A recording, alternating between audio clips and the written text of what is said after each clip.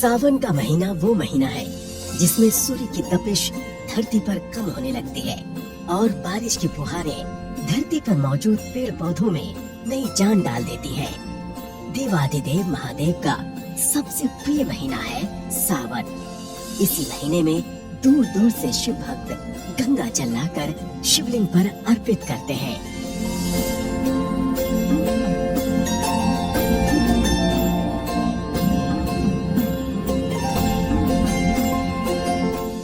हिंदू पंचांग के अनुसार सावन साल का 5वां महीना है। इस महीने से ही वर्षा ऋतु की भी शुरुआत हो जाती है। पौराणिक मान्यताओं के अनुसार सावन का महीना भगवान शिव को प्रसन्न करने का सबसे उत्तम महीना माना जाता है। ऐसा कहा जाता है कि इस महीने में भगवान शिव का माता पार्वती से पुनः मिलन हुआ था। इसी वजह से भोलेनाथ को ये महीना बेहद प्रिय है। एक अन्य कथा के अनुसार सावन महीने में ही समुद्र मंथन किया गया था और जब इस मंथन के दौरान विष निकला तब सृष्टि की रक्षा के लिए देवाधिदेव महादेव ने उस विष का पान किया और उसे अपने कंठ में रोक लिया, जिससे उनके शरीर में गर्मी बढ़ने लगी। तब महादेव के शरीर से उस विष के प्रभाव को कम करने के लिए सभी देवी देवताओं ने उन पर जल अर्पित किया। इस कारण से ही श्रावण मास में शिवलिंग पर जल अर्पित करने का विशेष महत्व माना गया है।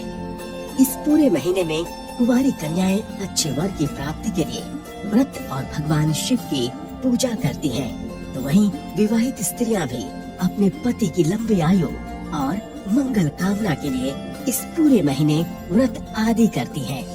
श्रावण महीने में पड़ने वाली शिवरात्रि के अलावा हरियाली तीज, नाग पंचमी, रक्षाबंधन जैसे विशेष पर्व इस महीने के महत्व को और बढ़ा देते हैं।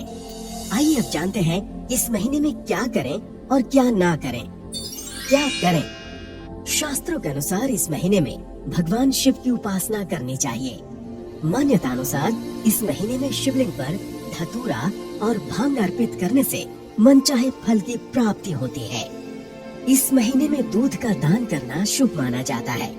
ऐसा माना जाता है इस महीने में अगर घर के दरवाजे पर बैल आ जाए तो उसे कुछ खाने को दें। शास्त्रों के अनुसार अच्छे स्वास्थ्य के लिए इस महीने बेल पर उगने वाली सब्जी जैसे लौकी, टमाटर, तुरई आदि का सेवन करें।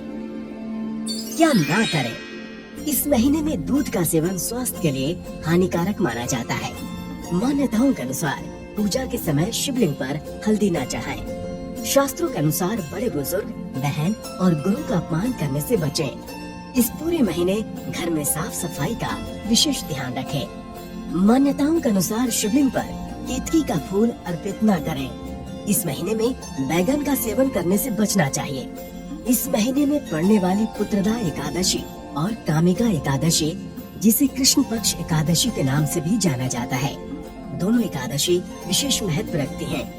सावन महीने में इन बातों का ध्यान रख के आप पुण्य के भागी बन सकते हैं।